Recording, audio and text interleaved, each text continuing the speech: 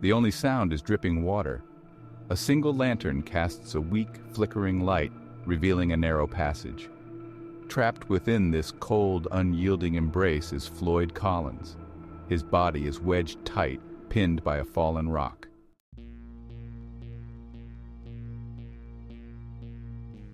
Floyd Collins was a man of the caves. From a young age, he had explored the labyrinthine passages beneath the hills of Kentucky. He dreamed of finding a new passage, a vast cavern never before seen by human eyes. He had found such a place, Sand Cave.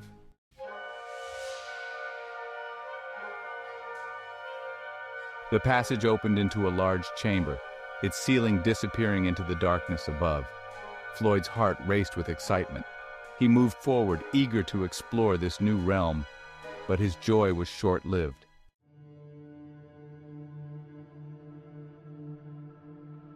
The darkness was absolute. Floyd lay there, his chest heaving, the pain in his foot a searing, white-hot brand. He tried to call out, but his voice emerged as a strangled gasp. He strained against the rock, his muscles screaming in protest.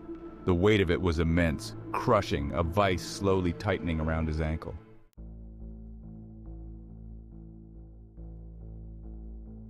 Time lost all meaning. Days and nights blurred into an endless cycle of pain, thirst, and the crushing weight of despair. He rationed his remaining water, each sip a precious commodity in his fight for survival. He clung to the hope that someone would find him.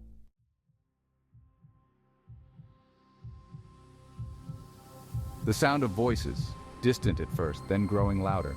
Floyd's heart leaped. "Rescuers!" He cried out, his voice hoarse and weak.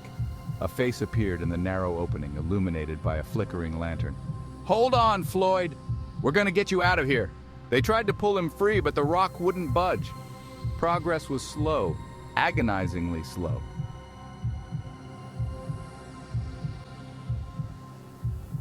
The initial flurry of activity above began to fade. The scraping of shovels, the muffled voices, even the echo of footsteps lessened. In the darkness, his mind played tricks on him. He tried to distract himself from the pain, the hunger, the bone-chilling cold.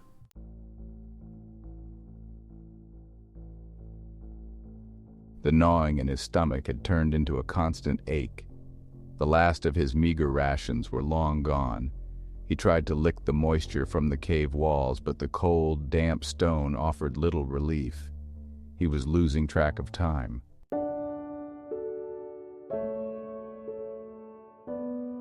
Then, one interminable day, a new sound pierced the oppressive silence. A faint scraping, a muffled voice, a glimmer of light cutting through the darkness. "Floyd! Floyd, can you hear me?" The voice was faint, but it was real. It was Homer, his brother. Relief washed over him, so powerful it brought tears to his eyes. "Just hold on."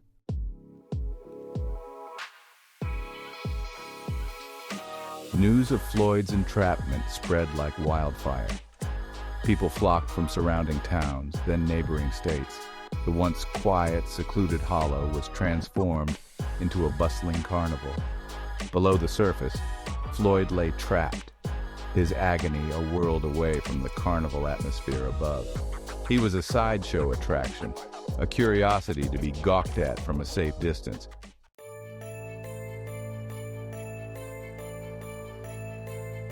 The media, sensing a sensational story, descended upon Sand Cave. Reporters, photographers, and newsreel cameramen swarmed the site. The story had all the elements of a captivating human interest drama. The public devoured every detail. The constant flash of cameras, the intrusive questions, all served to further erode the solemnity of Floyd's predicament.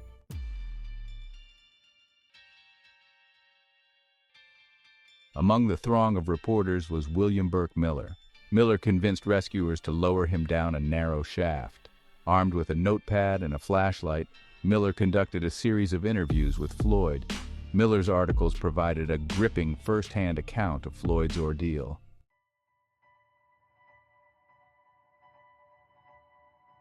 While Miller's intentions were undoubtedly noble, his presence in the cave and the subsequent publication of Floyd's words further blurred the lines between journalistic integrity and the exploitation of tragedy for profit. Floyd's story, his pain, his fears, had become a commodity, a source of revenue for newspapers and a source of morbid fascination for the public. Yet despite the ethical complexities, Miller's interviews provided Floyd with something he desperately craved: a voice. Through Miller's pen, Floyd's story reached beyond the confines of Sand Cave, touching the hearts and minds of people across the nation. His words, relayed from the darkness, served as a powerful reminder of the fragility of life, the capricious nature of fate, and the indomitable spirit of the human will. Floyd, trapped in his subterranean prison, had become an unwitting symbol of resilience, his struggle a testament to the enduring power of hope in the face of overwhelming odds.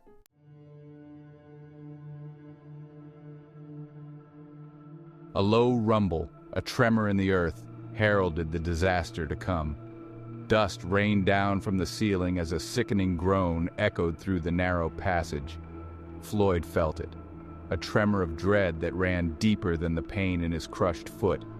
The passage, already treacherous and narrow, was collapsing.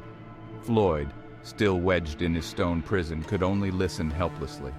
The rumble intensified, a deafening roar as tons of rock and earth shifted, sealing the passage. Then, silence.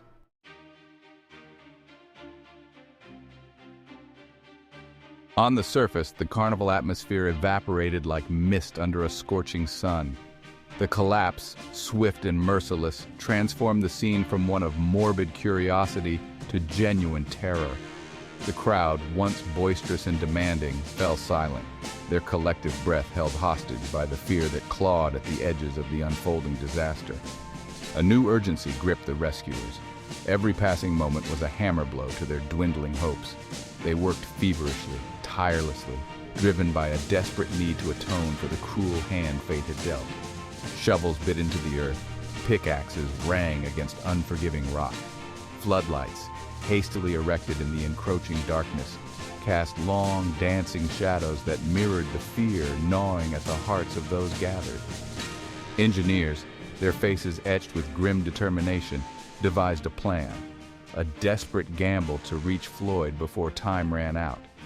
They would sink a shaft, a lifeline through the earth, a direct route to the chamber where he lay trapped.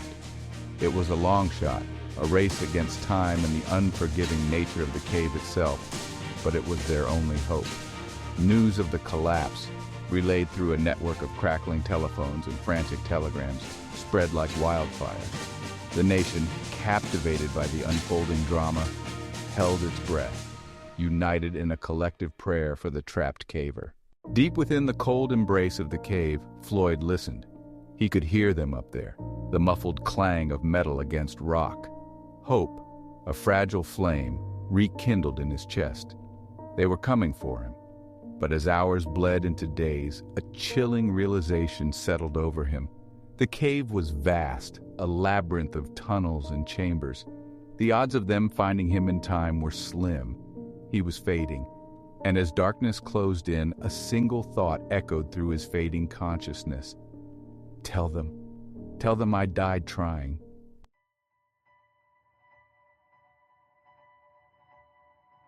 The darkness was no longer an oppressive weight, but a comforting blanket. He drifted in and out of consciousness, his mind a kaleidoscope of fragmented memories. He saw his mother's face, her eyes filled with a love so pure it made his heart ache. He heard his father's voice, gruff but kind, teaching him the ways of the caves. These memories, once a source of comfort, now served only to amplify his isolation. He was alone, utterly alone, adrift in a sea of darkness.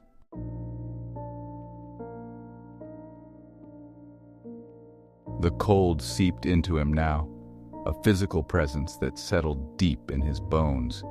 It was a relentless cold, a chill that emanated from the very rock that imprisoned him, that leached the last vestiges of warmth from his failing body. He shivered uncontrollably, his teeth chattering, a futile attempt to generate heat against the encroaching chill. His foot, once a source of agonizing pain, was now numb, a distant throb that barely registered in his muddled consciousness. The rest of his body, however, screamed in protest. His muscles, cramped and stiff from days of immobility, throbbed with a dull ache. His stomach, gnawed by hunger, twisted in on itself, a hollow pit of emptiness that no amount of willpower could silence. He knew, with a clarity that transcended his pain, that the end was near. His body, pushed beyond its limits, was shutting down, surrendering to the inevitable. He felt a strange sense of detachment, as if he were observing his own demise from a distance, a detached observer to his own slow and agonizing demise. He imagined his spirit leaving his body, rising from the depths of the cave, soaring towards the light he could no longer see. He pictured his loved ones waiting for him, their faces etched with sorrow, their arms outstretched in welcome. It was a comforting thought, a beacon of hope in the encroaching darkness. The days blurred into nights, time losing all meaning in the suffocating darkness.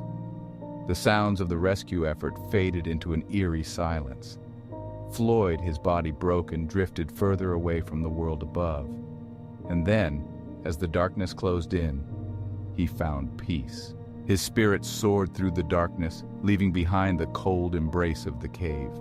The crowds dispersed, leaving behind a hushed reverence for the man who had died alone. Sand Cave, once a place of adventure, was forever transformed into a tomb.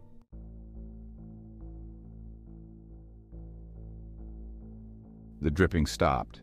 In the oppressive silence that followed, the cave seemed to hold its breath, as if acknowledging the passing of a soul. No longer a battleground between hope and despair, it was simply a tomb, a cold, indifferent monument to a life tragically cut short. The earth that had claimed Floyd Collins now held him in its embrace, a silent, eternal embrace. Days turned into weeks. The frantic energy of the rescue attempt dissipated, replaced by a somber acceptance of the inevitable. The crowds that had thronged the hillside, their collective breath held hostage by the drama unfolding below, had long since dispersed. The tents, the stalls, the carnival atmosphere all vanished as quickly as they had appeared, leaving behind only a scattering of debris and the lingering scent of despair.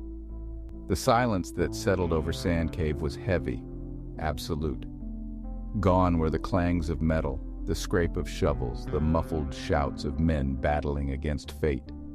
Only the wind whistling through the trees above dared to break the stillness, a mournful lament for a life lost too soon.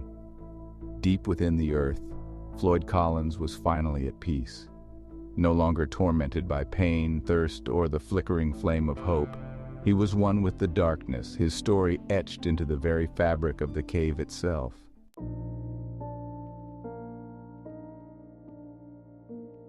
The news, carried on telegraph wires and radio waves, reached a nation transfixed by the unfolding tragedy. What began as a local story, a man trapped in a Kentucky cave, had become a national obsession, a shared experience that transcended geographical boundaries and social divides. Floyd Collins, the young caver who dared to venture into the unknown, had become a symbol of human vulnerability, a stark reminder of the fragility of life. From bustling cities to quiet rural towns, people mourned. They gathered in homes, in churches, in community centers, united in their grief for a stranger whose ordeal had touched them deeply. Newspapers, their front pages dominated by headlines proclaiming Collins dead, hope abandoned, and nation mourns cave victim, published lengthy obituaries recounting his life, his love for the caves, and the heroic efforts to save him. The nation, still reeling from the aftermath of the Great War, found a strange solace in shared grief. Floyd Collins' death, senseless and tragic, became a focal point for a nation grappling with loss, a collective expression of empathy and sorrow. In Washington, D.C., flags flew at half-mast over the Capitol building, a rare tribute to a private citizen. President Calvin Coolidge, in a statement released to the press, expressed his deepest sympathies to the Collins family, praising Floyd's courage and fortitude in the face of adversity.